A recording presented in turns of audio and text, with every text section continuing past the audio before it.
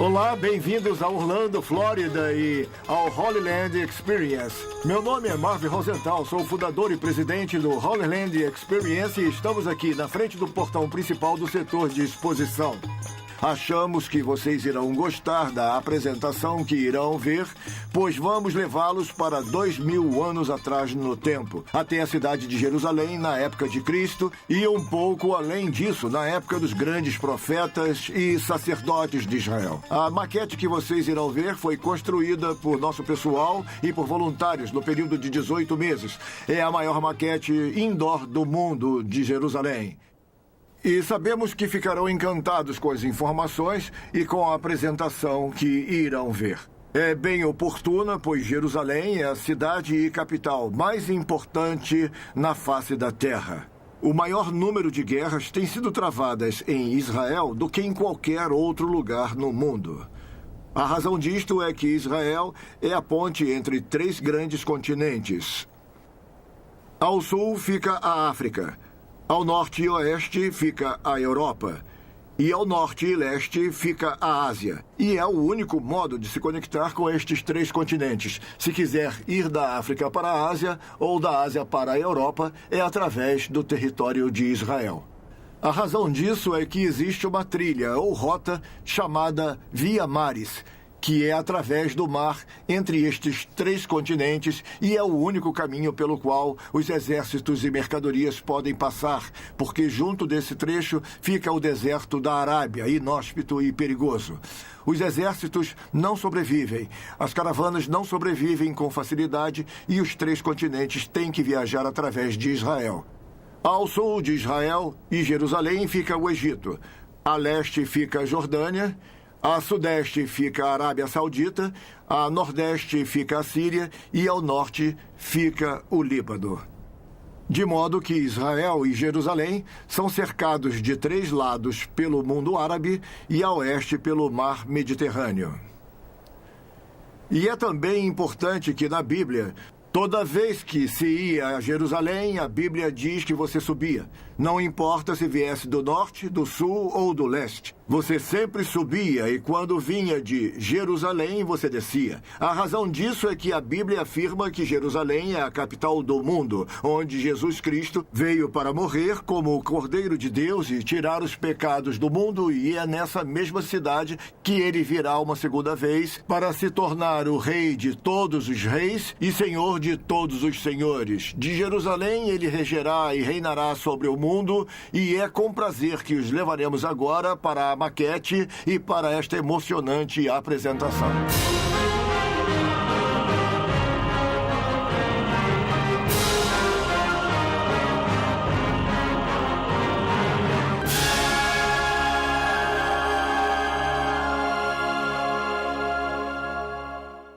Senhoras e senhores, bem-vindos ao Holy Land Experience. O que vocês estão vendo é uma réplica de Jerusalém como era em 66 d.C.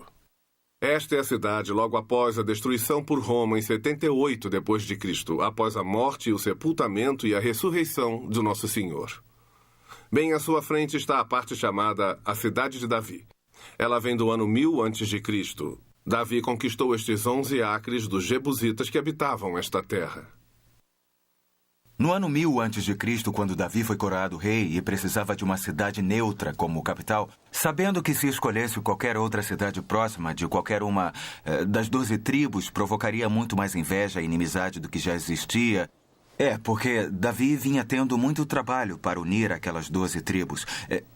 Jebus era o local perfeito. O problema era como dominá-la, pois era quase inexpugnável. Havia um poço ao lado da cidade, uma fonte conhecida como a Fonte de Gihom, do lado de fora dos muros, e os jebusitas fizeram um túnel por baixo do muro, cavaram um poço de 20 metros de profundidade, por onde eles tinham acesso à água nos tempos de seca. Alguns dos homens de Davi sabiam desse túnel. Eles acharam a fonte de Gihom, entraram pelo túnel e escalaram o poço. Foi um pouco difícil, mas conseguiram abrir o portão da cidade.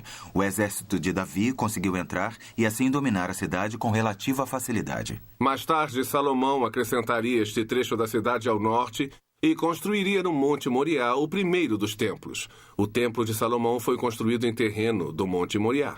E sobre aquele monte, Abraão levou o seu filho, seu único filho. O amarrou, o colocou sobre um altar construído por Deus.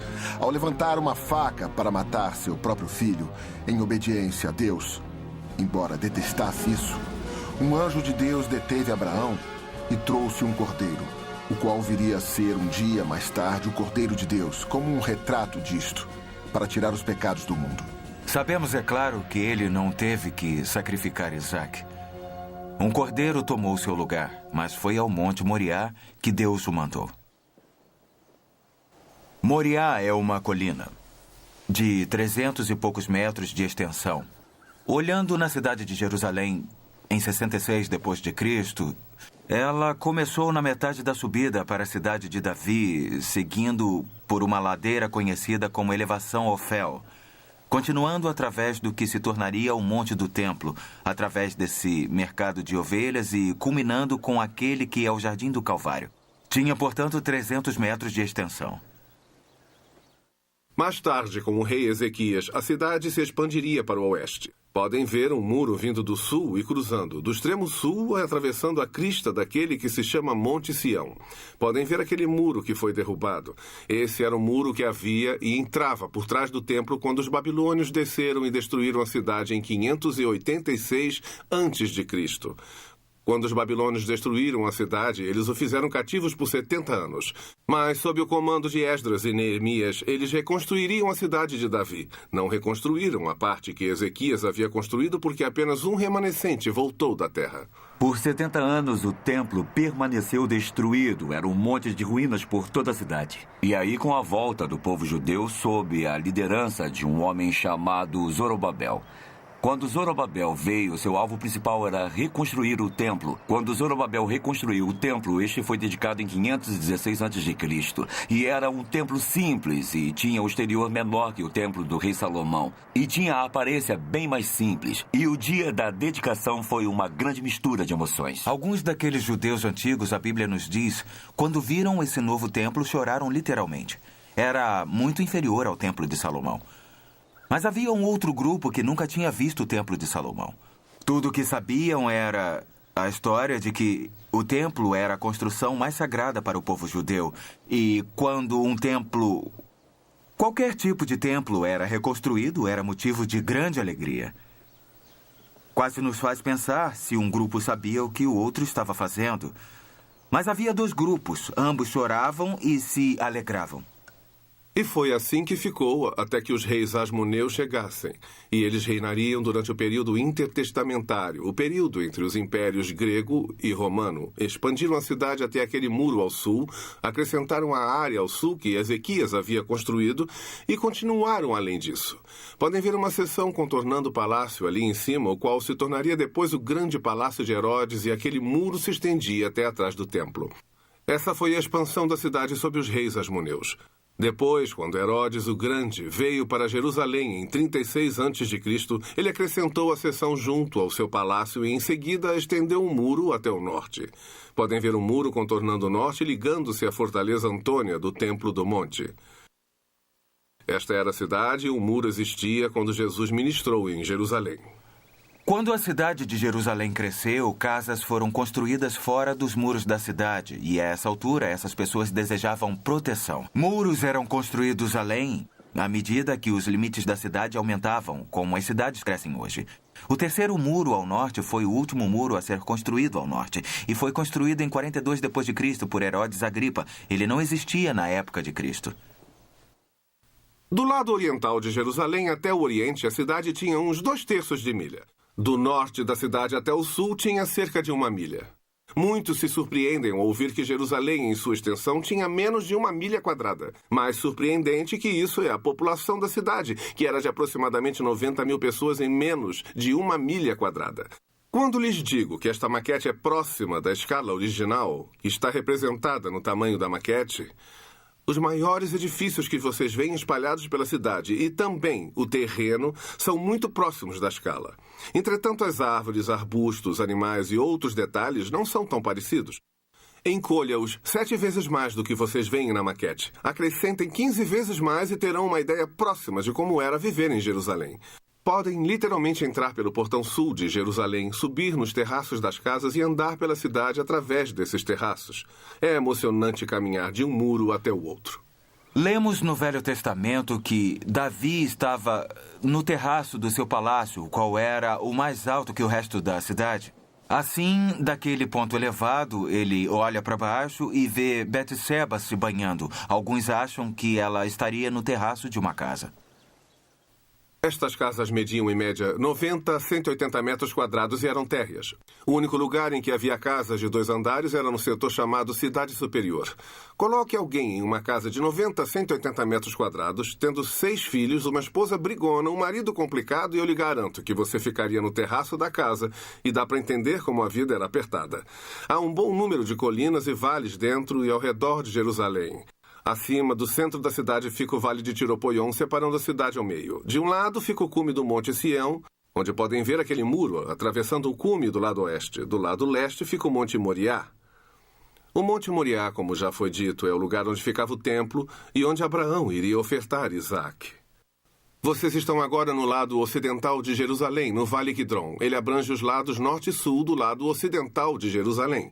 Atrás de vocês fica o Monte das Oliveiras, mais ao alto. Ao norte disso, o Monte Escopos. Monte Escopos é onde os babilônios e os romanos acamparam para tomar um trecho estratégico de Jerusalém para planejar a estratégia de seu ataque. Havia sempre ataques em Jerusalém vindos do norte. O Muro Norte era o único muro que não tinha um vale ao redor. Há um outro vale do lado oriental da cidade, onde ficava o Palácio de Herodes.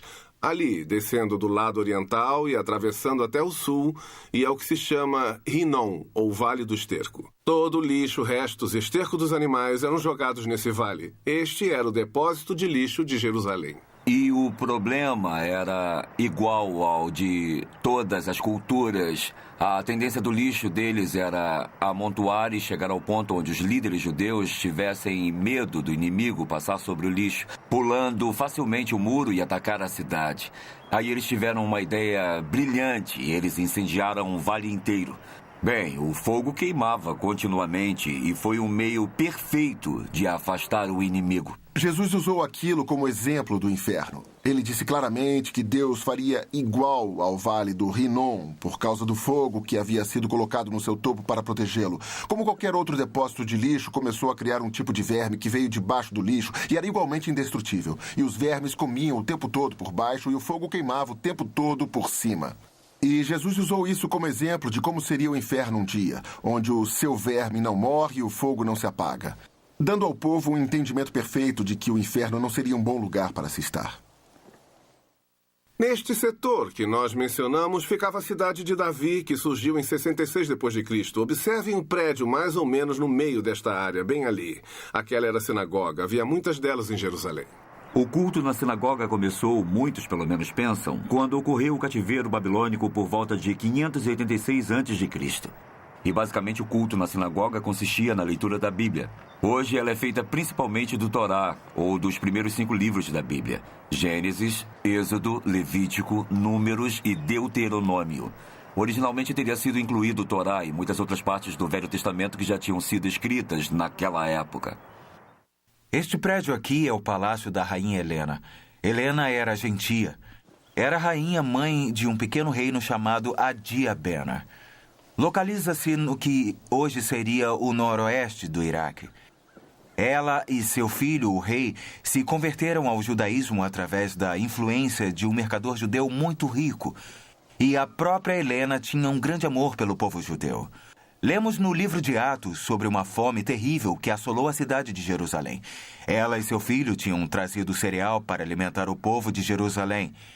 E como gratidão, eles deixaram que ela construísse esse lindo palácio na Cidade Baixa, apesar dela ser gentia. Há 2 edifícios aqui ao sul do templo que são quadrados. Aquele com buraco quadrado no teto é a Casa do Conselho. Era aqui que os escribas, os advogados do Novo Testamento, teriam ficado e eles ditavam a lei ao povo. Moisés tinha dado 603 leis e era tudo o que Deus desejava. Mas na época que Jesus veio a Jerusalém, esses anciãos de Israel haviam adicionado tantas leis que o povo não só não conseguia guardá-las, como nem se lembravam delas. E havia muitos conflitos entre Jesus e esses líderes porque eles tinham posto fardos sobre o povo de Deus que ele não desejava. Este prédio é o prédio Mikvah, ou a casa de banhos rituais. Mas se você fosse gentio, não podia vir ao templo para adorar a Deus. Não podia entrar no templo por nenhum motivo. Se você fosse judeu, seria impedido de prestar culto no templo se tivesse alguma impureza. E por impureza entendia-se qualquer deficiência crônica de incapacidade, tal como a lepra ou a cegueira. Havia também situações temporárias. Se tivesse tocado em alguém impuro, se tivesse uma ferida aberta, e senhoras, se tivessem dado à luz a um bebê macho, teriam que esperar 40 dias para vir ao templo. Lembre-se de Maria e o tempo de sua purificação antes dela trazer Jesus ao templo. Para um bebê fêmea, ela teria que esperar 80 dias. Assim que completasse o seu tempo de acordo com a lei, você teria que entrar no banho ritual, onde havia banheiras entalhadas em rochas sólidas. Elas comportavam cerca de 302 litros de água cada. Você passaria pela cerimônia da purificação submergindo-se totalmente e depois você poderia ir ao templo. Os portões triplos. Esses são os portões triplos de Hilda e os portões duplos de Hilda. Hilda era uma profetisa em 2 Reis e era honrada pelo povo judeu por ela ser uma porta-voz, uma das poucas mulheres escolhidas por Deus para falar por ele perante o povo. E os adoradores entravam através desses portões triplos, entrando assim no próprio templo do monte, e saíam através dos portões duplos, a menos que houvesse uma grande tragédia e pranto na família de alguém. E aí essas pessoas tinham permissão de seguir contra o fluxo, podendo entrar pelo portão duplo e assim sair pelos portões triplos, mostrando que tinham tido de fato uma tragédia familiar. E o povo percebia isso, por eles estarem saindo contra o fluxo, eles tinham tido uma tragédia recente na família, e assim eles as confortavam, uma espécie de abraço emocional. Quando os adoradores vinham pelos portões triplos, subindo aquela escada do túnel, eles chegavam a uma área conhecida como o Pátio dos Gentios. Estes são chamados de átrios ou pórticos. Este é o pórtico oriental, o pórtico norte, o pórtico de Salomão e o pórtico real com destaque no alto. Joséfos nos diz que Herodes o Grande era o mestre construtor. Ele era um gênio em se tratando de arquitetura. Provavelmente é o primeiro arquiteto de seus dias e muitos dos prédios que vocês veem em Jerusalém ele construiu. A propósito, ele iniciou o projeto do templo em 20 a.C. Ele morreu por volta de 4 a.C. Não ficou pronto até 62 depois de Cristo e foi totalmente destruído em 70 depois de Cristo. Ele teria tido lindos mosaicos de mármore branca polida no primeiro andar. Era onde ficavam os 70 anciões do Sinédrio de Israel. A casa de pedra lavrada era onde o Sinédrio se reunia. Era uma parte da coroa real. Era tão magnífico que se rivalizaria com qualquer catedral europeia em beleza e magnitude. Eles governavam sobre os assuntos civis. Qualquer tipo de julgamento ou questão legal eram eles que cuidavam. Parecido com o nosso Tribunal Superior e Senado, tudo junto em um.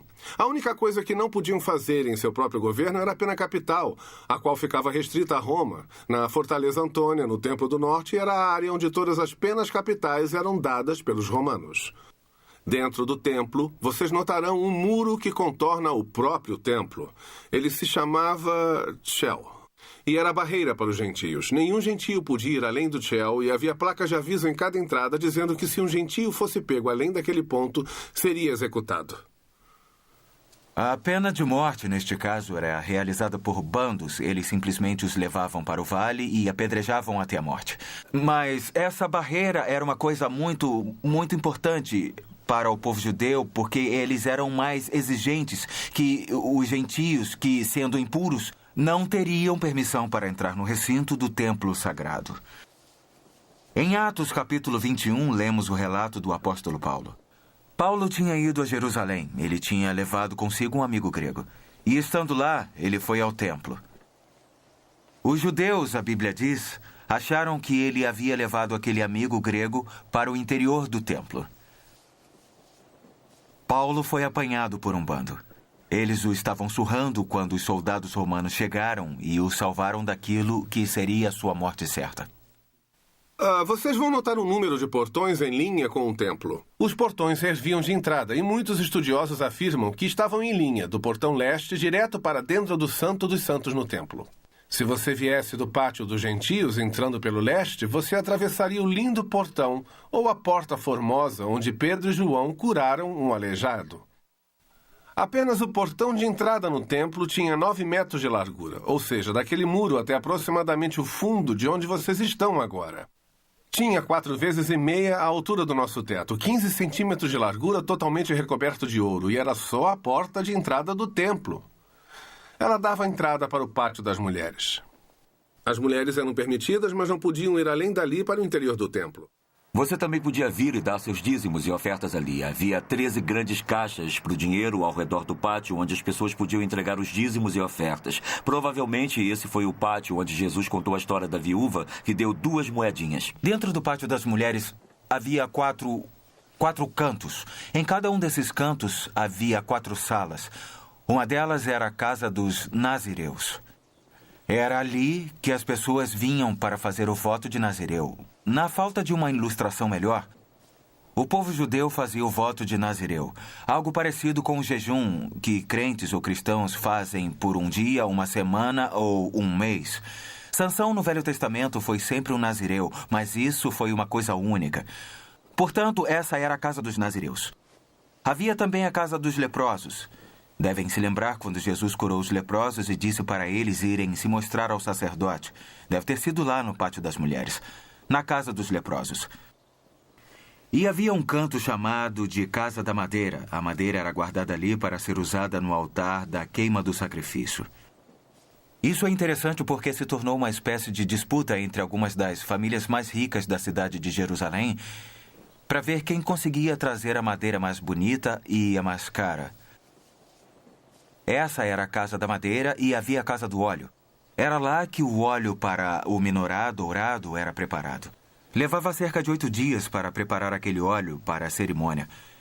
Ele era preparado e guardado ali. Você vai notar que são 15 degraus para subir ao portão seguinte, chamado de Portão Nicanor, onde cantavam os salmos de ascenso. Há uma seção dos salmos que começa com o Salmo 120 e termina com o Salmo 134. 15 salmos que são comumente chamados de salmos de ascenso. De fato, se você olhar embaixo dos títulos dos capítulos em sua Bíblia, ali consta salmos de ascenso, ou em algumas Bíblias, salmos degraus.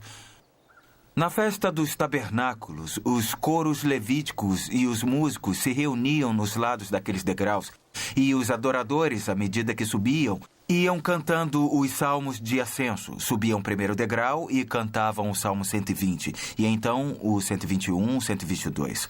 Felizmente, quase todos eles são salmos muito curtos. A madeira e o óleo, é claro, tinham que ser levados aos respectivos lugares de uso, de modo que eram levados cerimoniosamente pelos degraus de ascenso através do portão Nicanor. A madeira até o altar da queima do sacrifício. O óleo levado pelo sacerdote, cuja função era, naquele dia, encher as vasilhas de ouro do menorá de ouro e aparar os pavios. Ele o levava para o santo lugar para o uso no menorá de ouro. O altar bronze ficava aqui, a bacia onde eram lavados os cordeiros. O altar neste templo tinha 14 metros de largura por 14 de altura. Se encaixaria neste cômodo aqui. Faziam ali milhares de sacrifícios. A bacia era onde eles mantinham a água para o banho dos sacerdotes e todos os instrumentos dos sacerdotes e dos sacrifícios, onde lavavam os cordeiros e todas as suas partes para certificar de que não tinham tumores. Tudo tinha que ser lavado e purificado. Aquela bacia neste templo comportava 64 mil litros de água. Era esvaziada e enchida todos os dias. Dentro do templo havia 2 cômodos. A única parte que é realmente do templo é a parte central dos fundos de toda a área do pátio. É o edifício em si. Ele contém basicamente a parte frontal do pórtico que o próprio rei Herodes, o Grande, acrescentou e que tinha cerca de 54 metros. Ela tinha os 2 maiores cômodos, considerados os principais pelo povo judeu do templo. O cômodo da frente, claro, era o santo lugar. Atrás dele ficava o Santo dos Santos. Aquele lugar era o mais sagrado de todo o monte do templo. Uma vez ao ano, o sumo sacerdote entrava e derramava o sangue do cordeiro para o perdão dos pecados de todo Israel, assim como o dele próprio. E aquele é o lugar do primeiro templo, o templo do rei Salomão, onde a arca do concerto ficava. Na época do templo do rei Herodes, não havia arca. Tudo que havia era uma laje de pedra no chão, onde a arca havia estado uma época. Os visitantes que vão ao Templo da Montanha hoje vão encontrar 2 prédios principais. Há algumas estruturas menores espalhadas ao redor. Mas há 2 prédios principais no Monte do Templo. Quase no centro desses 36 acres fica o que é chamado de Cúpula de Rocha. A cúpula é, na verdade, um memorial. É supostamente o lugar onde Maomé ascendeu ao céu para lá lhe dar instruções sobre como o povo deveria orar e voltou para lá e então foi para Meca. Junto ao Muro Sul fica a mesquita de Al-Aqsa. Esse é o lugar em que eles consideram o seu terceiro lugar mais sagrado. É uma mesquita, é um lugar de adoração, embora não muita gente saiba que ela existe.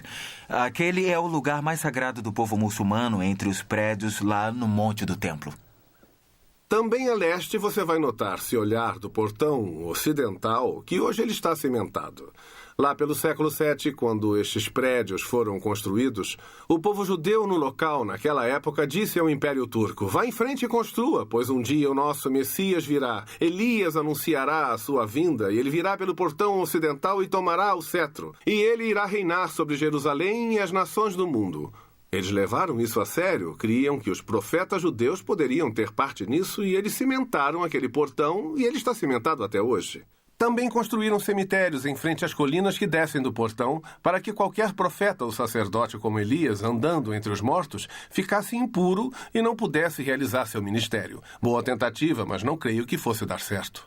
No santo lugar em si, apenas os sumos sacerdotes podiam entrar para ministrar com aqueles implementos que lá estavam. Havia tantos sacerdotes em Israel que tinham sido divididos em 24 turnos. Cada um servia por 2 semanas, o que totalizaria 48 semanas. Entretanto, nas 3 grandes festas, Páscoa, Pentecostes e Tabernáculos, todos os sacerdotes tinham que se apresentar e ministrar.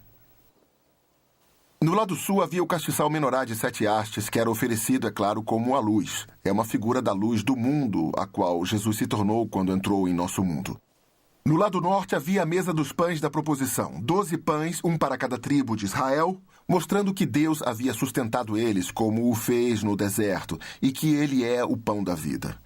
E no lado oeste, ou centro, havia a mesa do incenso. O incenso subiria ao céu.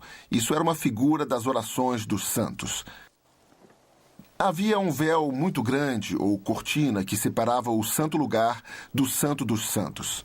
Era magnífico. Tinha uns 30 metros de altura por 10 de largura, medindo uma palma da mão, ou 10 centímetros de espessura.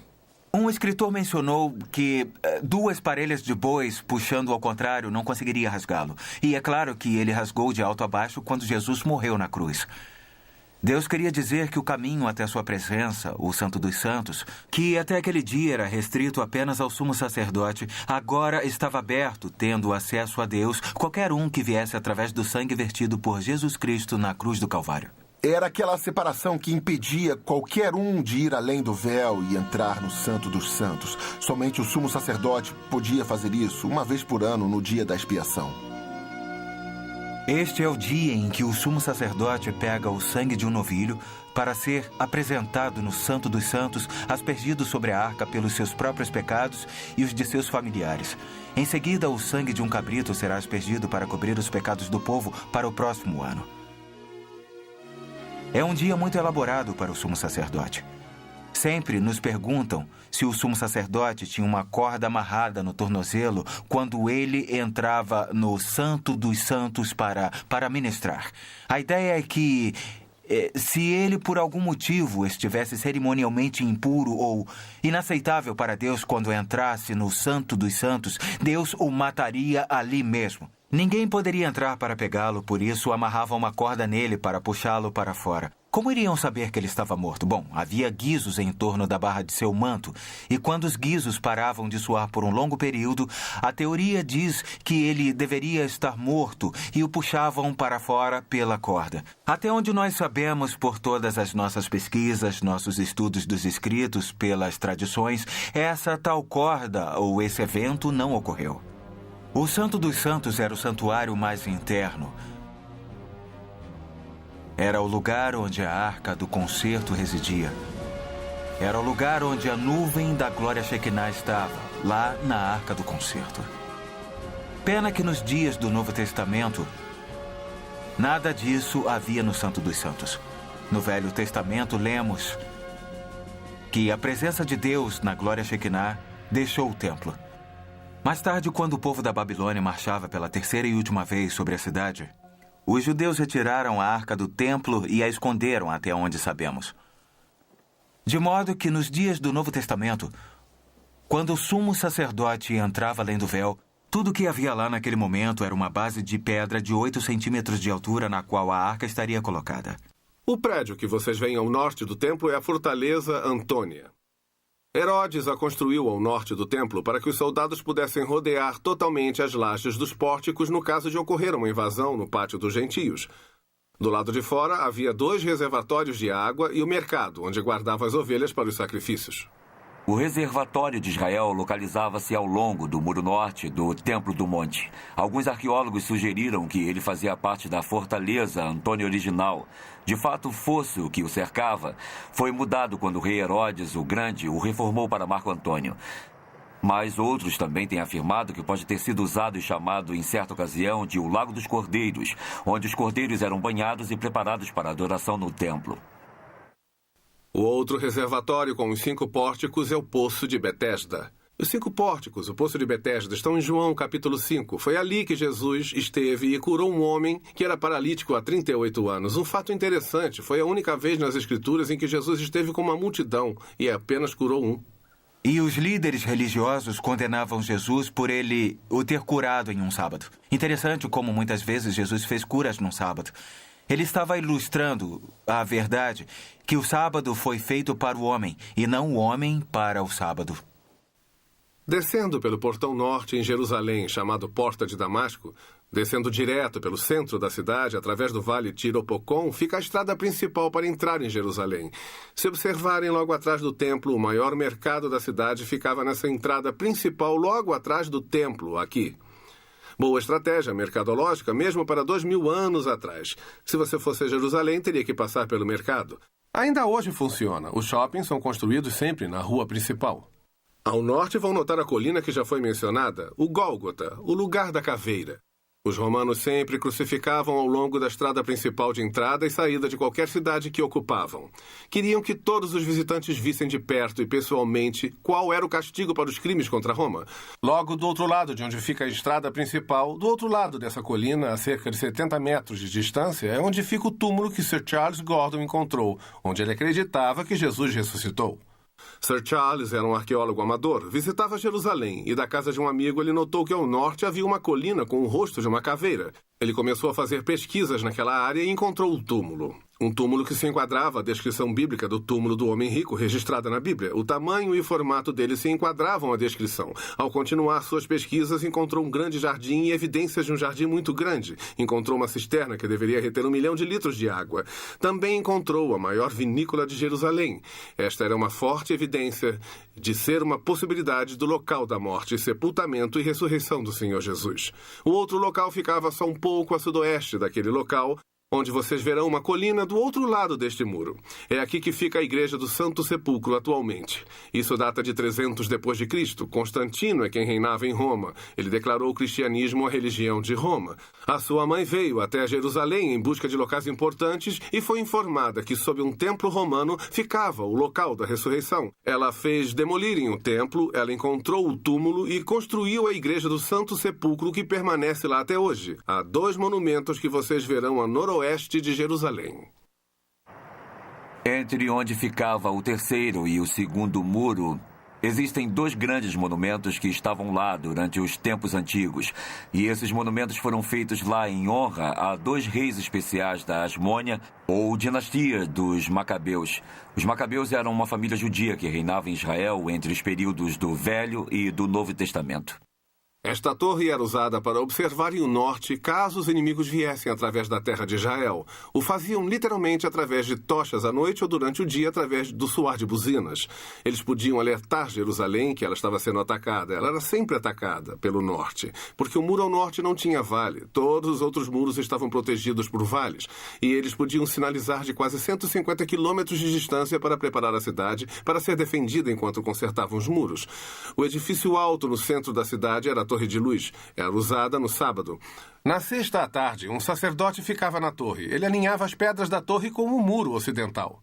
Assim que o sol se punha no oeste, abaixo do alinhamento, ele sinalizava este homem no canto do templo para tocar a trombeta, indicando que o sabá começara. Sábado à noite, ele repetia o processo e o sabá tinha terminado. Deste modo, todo mundo, pelo menos em Jerusalém, começaria e terminaria o sabate ao mesmo tempo. Próximo deste prédio estava provavelmente o prédio mais importante fora o Templo de Jerusalém. Era chamado de Casa dos Registros. Todas as genealogias do povo judeu eram guardadas ali. Por exemplo, se um jovem se apresentava para ser sacerdote, havia muitas qualificações, mas entre elas teria que provar que descendia da tribo de Levi e da linhagem de Arão. Como ele faria isso? Ele teria que ir até a Casa dos Registros. Lá ele podia saber a sua linhagem. Um grande dilema do povo judeu. Aqueles registros naquele prédio foram todos destruídos em 70 d.C. Hoje nenhum judeu sabe de que tribo ele veio. Mas se você fosse ser sacerdote, teria que provar que sua linhagem tinha vindo de Arão. Nenhum sacerdote hoje, nenhum indivíduo pode provar que sua linhagem vem de Arão e da tribo de Levi. Maior problema que este existe para o povo judeu que não crê que Jesus é o verdadeiro Messias. Eles continuam esperando o Messias. Como alguém pode provar sua linhagem de Davi e da tribo de Judá hoje sem esses registros? Não pode. Jesus foi bem claro sobre isso quando esteve aqui. Ele disse, eu vim em nome do meu Pai. Ele veio com as credenciais apropriadas. Moisés, os salmos, os profetas falaram de mim, mas vocês me rejeitaram. Eu lhes digo isso, um dia outro virá em seu próprio nome e ele vocês receberão. Triste comentário sobre o que ocorrerá com Jerusalém, quando aquele que eles receberem sem as credenciais se tornará o pior pesadelo deles, mas eles irão vê-lo como aquele que vai trazer a paz, o Messias. Eles deviam saber que o Messias teria de vir antes de 70 a.C. e da destruição dos registros, e eu afirmo a vocês que ele veio. Entre a ponte vindo lá do templo até a cidade superior e a escada vindo da cidade baixa é o que é chamado de Muro Ocidental, ou Muro das Lamentações. Há um acesso ao público de 60 metros até o muro. É aqui onde hoje o povo judeu faz a adoração. Essas pedras vêm do tempo em que o templo estava de pé. Não são pedras do templo, são pedras do muro que mantinha o templo. Não ficou nenhuma pedra sob pedra do templo, mas esta é a área mais próxima que o povo judeu tem acesso para adoração até obterem um acesso ao Templo do Monte e reconstruir o seu templo. Assim, eles adoram aqui, agora, temporariamente. Aqui vocês podem ver o Palácio de Herodes o Grande, medindo aproximadamente 6 acres. Lembre-se que falamos sobre uma torre para proteger a cidade do norte. Tem 3 torres ao norte do quintal dos fundos. Notem um muro que contorna o palácio protegendo dos moradores. Herodes não era romano. De fato, Herodes era descendente de Esaú, irmão gêmeo de Jacó, aquele que vendeu sua primogenitura por um prato de lentilhas. Os descendentes de Esaú eram conhecidos no Velho Testamento como edomitas. No Novo Testamento, com a influência grega, tornou-se idumeu. Herodes era um idumeu. Ele tinha sido proselitizado à força, de modo que o povo judeu o considerava metade judeu. Essa foi a única razão por que o aceitaram, embora com reservas, como seu rei, porque, pelo menos, havia um vínculo da parte dele ao judaísmo. Ao norte do Palácio de Herodes o Grande, vocês notarão as torres. Elas tiveram nomes de amigos ou de parentes. Fazael era um membro da família dele. A outra era Hípicos, que era comandante de seu exército e também amigo. E Mariane. Mariane era uma das suas 10 esposas, uma princesa judia e um símbolo de conquista para o povo judeu. Mas não durou muito tempo. Foi espalhado um boato pelo único membro da família de Herodes o Grande que tinha ciúmes de Mariane, de que ela estava tramando pelo trono em favor dos 2 filhos que ela tivera com ele. Ele acreditou no boato e mandou assassinar todos os 3. Era assim que Herodes resolvia os problemas. Vocês não iam querer ser amigo nem tampouco inimigo de Herodes. Logo após o assassinato de sua família, Roma disse que era melhor ser o porco de Herodes do que o seu filho. Eles viveriam mais. Esse é o tipo de homem que ele era. Herodes também sabia que ninguém iria chorar sua morte quando ele morresse em Israel. É muito importante chorar por um morto. Isso no Oriente Médio é mostrar respeito. Se você não tem parentes e amigos, tem que contratar pranteadores. E ele sabia que ninguém iria chorar por ele. Assim, ele teve sua própria estratégia. Herodes era um rei muito mau e muito ciumento. Sabemos que ele foi o mesmo Herodes que deu a ordem para matar todos os bebês machos de até 2 anos de idade que morassem em Belém quando os 3 sábios não retornaram. E quando o próprio Herodes se aproximava da morte em Jericó, ele deu mais uma dessas terríveis ordens. Eles tinham que reunir os mais proeminentes líderes judeus na terra, talvez cerca de uns 300, e colocá-los dentro do seu hipódromo. Uma construção que ele fez para corridas de biga e lutas olímpicas. Herodes sabia que ninguém iria chorar por ele quando morresse. Assim, ele decidiu resolver isso. E disse à sua irmã que 1 hora após sua morte, eles deveriam mandar matar todos os líderes judeus proeminentes em seu hipódromo. Assim haveria prantos na terra, mesmo não sendo por ele. Também na cidade superior vocês vão notar o Palácio Asmoneu, que deveria estar nesta área, não grande o bastante para Herodes o Grande quando ele veio. Ele construiu vários palácios por toda Israel. Lugares onde ele pudesse escapar de Jerusalém caso houvesse alguma revolta. Se a sua vida fosse ameaçada, ele poderia fugir para esses palácios e viver o resto de sua vida sem deixar a cidade. Ele tinha concubinas, comida e água suficiente para viver fora a vida toda. Esse homem era um gênio, quando se tratava de coisas humanas, mas para relações públicas ele não era bom. Este aqui é o anfiteatro. Havia peças, palestras, concertos, muito grego, muito romano em sua cultura. Também sabemos que Anás e Caifás, suas casas teriam sido na Cidade Alta. Eles eram ricos porque, se vocês se lembram bem, roubavam os pobres no templo. O sumo sacerdote tinha transformado a casa de oração num covil de ladrões, cobrando taxas exorbitantes pelo câmbio do dinheiro e também aumentando o preço dos cordeiros para o sacrifício. E notamos também o túmulo tradicional do rei Davi na Cidade Alta. Também sabemos que Jesus comemorou a Páscoa na Cidade Alta porque ele comemorou no cenáculo, o único lugar com 2 andares que havia na Cidade Alta. Foi lá que Jesus comemorou a Páscoa com seus discípulos. Foi lá que ele, nos disseram, retirou a túnica e lavou os pés dos discípulos. Jesus anunciou que um o iria trair. Os discípulos perguntaram: serei eu? Judas recebeu o bocado e foi embora. Jesus disse a ele: o que tem de fazer, faça logo. Foi lá que Pedro declarou sua grande lealdade a Jesus e Jesus profetizou: antes do galo cantar, você me negará 3 vezes. E aí Jesus cantou um hino com os 11, seguiu com eles pela cidade até o jardim do Getsêmani, nos arredores de Jerusalém e no templo do monte. Foi, é claro, no jardim do Getsêmani que Jesus orou 3 vezes ao Pai: Pai, seja feita a tua vontade. Afasta de mim este cálice, mas seja feita a tua vontade, não a minha. Lá ele agonizaria tão intensamente naquela noite que literalmente suou gotas de sangue da sua fronte. Eu não creio que a tortura da cruz era o que ele tinha em mente, ou a tortura dos soldados, mas quando ele estava naquele monte, Jesus estava contemplando aqui pela primeira vez na eternidade. Ele, Deus o Filho, Deus o Pai, estavam para ser separados um do outro pela primeira vez. Ele não estava suportando a ideia de que, ao tomar os nossos pecados sobre si mesmo, ficariam separados. Também sabemos que após o momento de oração, os discípulos adormeceram, é claro. E eles foram interrompidos por Judas e os guardas. E Judas traiu Jesus com um beijo e os guardas prenderam Jesus. Os discípulos fugiram após Pedro cortar a orelha de um guarda. E então Jesus é levado para a casa de Anás primeiro, novamente na Cidade Alta. Anás tinha sido o sumo sacerdote, ele ainda tinha poder por trás daquele cargo. Um julgamento breve, mas ilegal ocorreu lá. Interessante notar que os judeus daquela época tinham mais leis para proteger os acusados do que temos na América hoje. E eles violaram cada uma delas naquela noite. Da casa de Anás, ele foi levado ao palácio de Caifás. Caifás era genro de Anás. Com falsas testemunhas, fizeram um julgamento ilegal que durou a noite toda. Aí, pela manhã, quando o galo cantou, Pedro, seu próprio discípulo, negou conhecer Jesus. Quando Jesus era levado de novo pela cidade, ele negou de novo. E antes do galo cantar pela terceira vez, ele negou que conhecia Jesus. E assim pela manhã eles o trouxeram do templo do monte até a casa de pedra lavrada, onde o sinédrio tinha se reunido às pressas, o que também era contra a lei. Mas eles o tinham acusado de blasfêmia e queriam que fosse condenado à morte. Somente os romanos podiam fazer isso. Assim, eles o levaram para a fortaleza de Antônia, onde o procurador romano Pôncio Pilatos ficava. Tudo o que Pilatos queria era tirar aquela situação complicada de suas mãos antes que se iniciasse na cidade um grande tumulto.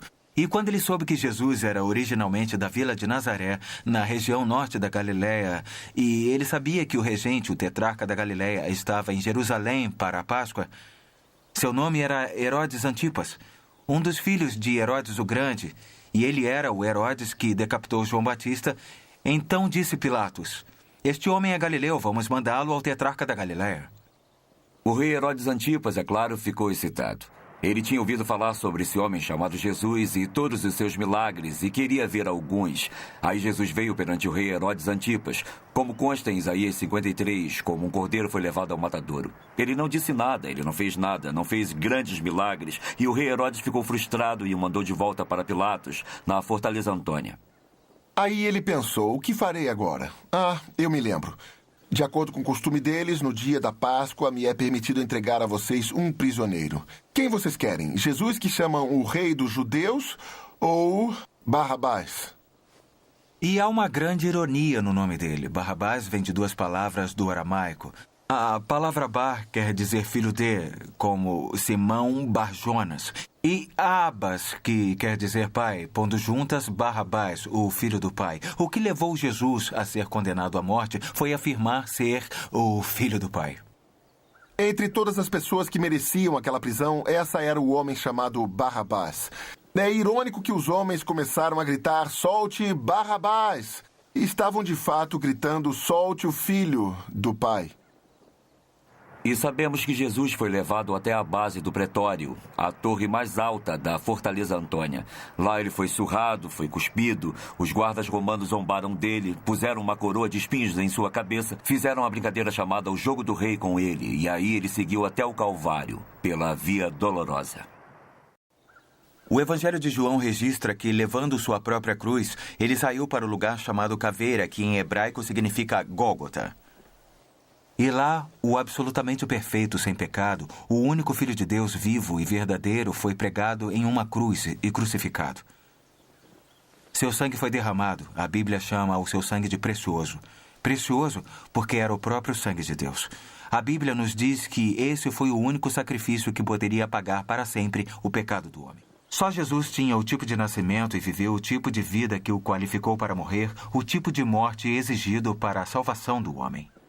Por isso ele teve o direito de dizer: "Eu sou o caminho, a verdade e a vida. Ninguém vem ao Pai senão por mim."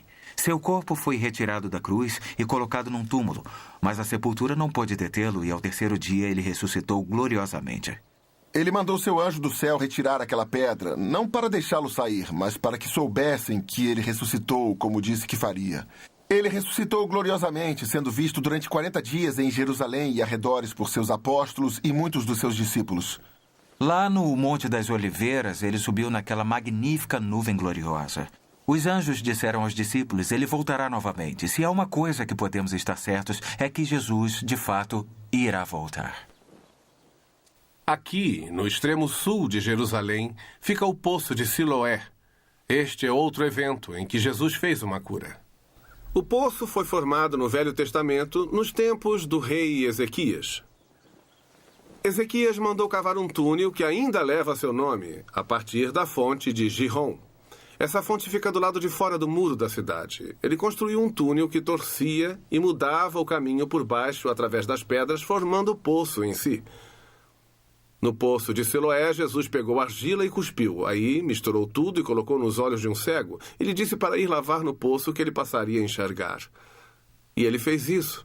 É fascinante, ele só fez 2 vezes, uma aqui em Jerusalém e a outra na Galiléia, onde ele curou com cuspe. Não encontrei nada das escrituras que mencione sobre cura com cuspe.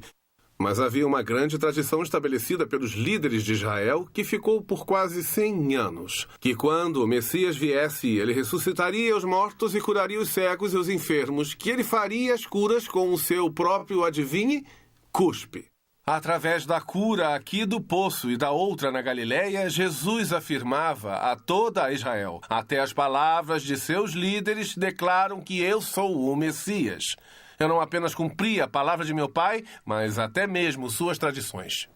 A Bíblia nos diz no livro de Marcos o relato interessante de uma mulher que tinha um fluxo de sangue há 12 anos e que havia gasto todas as economias buscando ajuda sem conseguir nada. E ela cria em seu íntimo que se pudesse ao menos tocar no manto de Jesus quando ele passasse, ela ficaria curada. Sabem, havia uma outra profecia em Malaquias 4:2 que nos diz que quando o Filho da Justiça vier, o Messias, ele levantará trazendo a cura em suas asas. É claro, não imaginamos Jesus tendo asas, mas Jesus era um rabi. Um rabi usava um traje especial, um tali, com franjas especiais nas pontas. As franjas eram longas e enlaçadas com azul. E essas franjas nas pontas do traje do rabi eram conhecidas como as asas da sua vestimenta. Se você se lembra da história da mulher com fluxo de sangue que tocou na barra da sua roupa, ela na verdade tocou nessas pontas das franjas. Ela tocou nas asas de seu traje e então houve cura em suas asas. Na Porta Formosa que mencionei antes, ocorreu um destacado evento bíblico em Atos, capítulo 3. Jesus tinha ressuscitado gloriosamente dos mortos no terceiro dia, assim como dissera, assim como ele prometera. Ele foi visto com vida cerca de 40 dias por seus seguidores, uns 500. 10 dias depois, após sua ascensão para estar com o Pai, ele tinha dito aos discípulos: vão a Jerusalém e esperem. Aquele 10º dia seria o dia do Pentecostes, e naquele dia, como havia prometido, o Espírito de Deus desceu dos céus e encheu os corpos que criam. E agora, o que ele havia prometido, o novo nascimento pelo Espírito de Deus, havia sido cumprido com grande coragem. Os seguidores de Jesus saíram e pregaram a ressurreição por onde quer que fossem. E nas primeiras semanas e meses, milhares de judeus haviam depositado a fé em Cristo. Um dia, Pedro e João estavam vindo ao templo. Estavam ouvindo a trombeta soar para o culto. Vieram até a porta, mas antes de entrar havia um homem sentado ali fora que todos em Jerusalém conheciam. Passavam por ele todo dia, um aleijado de nascença. Na porta, fixaram os olhos nele, pararam e olharam fixamente e disseram: não tenho prata nem ouro, mas o que tenho, isto lhe dou. Em nome de Jesus, levante e ande. E consta que ele levantou, correu para o templo, pulando, louvando e adorando a Deus. Foi um milagre naquele dia, onde 5.000 judeus depositaram a fé e a confiança no Salvador ressurrecto, o Messias Emanuel. E eles nasceram do Espírito de Deus naquele dia. Se lembram que eu disse sobre a atividade na cidade, a densidade dos telhados enquanto eles viviam naquelas lajes? Eu lhes garanto que a comunicação em Jerusalém não era por e-mail, rádio ou televisão. Jesus disse aos seus discípulos: um dia o que eu lhes digo na escuridão, ou a ideia é ao redor da fogueira, um dia vocês vão gritar dos telhados. Vocês podem imaginar quando aqueles 5.000 saíram do templo aquele dia, recém-nascidos no Espírito de Deus, usaram os seus tetos. Eu garanto que hoje a discussão não seria a tirania de Roma ou a corrupção dos sacerdotes ou o mexerico da vizinhança. Hoje seria: Marta, você esteve no templo hoje? Viu o que aconteceu? E aquele que conhecemos desde menino, ele saltou e pulou diante de nós a simples menção do nome de Jesus. De fato, aquele era quem ele dizia ser. Milhares de pessoas em Jerusalém hoje creram e nós nascemos do Espírito Santo. Ele vive, sabemos, disse com certeza. Gente, essa mensagem atravessou a cidade de telhado para telhado até as vilas e há 2.000 anos tem sido proclamada ao redor do mundo. Milhões têm encontrado, tanto judeus como gentios, a retidão ao lado de Deus ao estenderem as mãos ao Cordeiro. Eles têm recebido a graça de Deus através de Jesus Cristo. Ele tem tomado seus pecados, passado, presente e futuro, e os tem justificado diante de um Deus santo. Se vocês fizeram isso, estendam suas mãos para ele pela fé e o recebam como seu sacrifício e seu Senhor. Alegrem-se com grande júbilo, porque temos muito que ver pela frente. Se não o fizeram, hoje é a grande oportunidade, simplesmente pela fé, se erguer e aceitar o dom gratuito da vida eterna, oferecido por Jesus Cristo em pessoa, grátis para vocês, mas muito caro para ele. Se fizerem isso hoje, recebendo, ele receberá vocês em seu reino e vocês terão hoje tudo o que Deus queria e muito mais para todo sempre. Obrigado por me deixarem visitá-los mais uma vez e eu espero que vocês tenham gostado da apresentação feita pelos nossos instrutores. Existiram muitos impérios que conheceram a glória. O Egito conheceu seus dias de glória. A Babilônia, com Nabucodonosor, teve sua hora de glória. O Império Grego, com Alexandre o Grande, foi um dos grandes impérios da história. E depois veio o Império Romano, que reinou no mundo por muitos séculos. Mas a realidade é que a glória que viveu o Egito passou. A glória que foi a Babilônia acabou. A glória que a Grécia teve existe apenas nos livros de história. A glória que Roma teve só pode ser lembrada. Todos esses impérios tiveram seus dias de glória, mas somente a terra de Israel e sua capital, Jerusalém, conheceu tanto a glória do passado com Davi e Salomão, como conhecerá a glória de novo quando o Senhor Jesus retornar como filho de Abraão, como filho de Davi, para se tornar o legítimo herdeiro do trono de Israel e sua capital, Jerusalém. E dessa posição ele se tornará o Rei dos Reis, o Senhor dos Senhores, de modo que há um grande dia esperando aqueles que amam o Senhor Jesus Cristo e confiam nele como Salvador, porque ele trará a era de ouro, quando o lobo será vencido pelo cordeiro, quando as armas de guerra serão transformadas em armas para o cultivo agrícola, quando a justiça e retidão se tornarão uma realidade na terra. Muito obrigado por nos visitarem aqui em Orlando, no Holy Land Experience. E se seus planos de viagem os trouxer à Flórida Central, queremos convidá-los para vir até aqui conhecer tudo que temos e passar umas 6 ou 7 horas com a gente. Sei que irão apreciar bastante as outras maquetes. Obrigado e Deus os abençoe.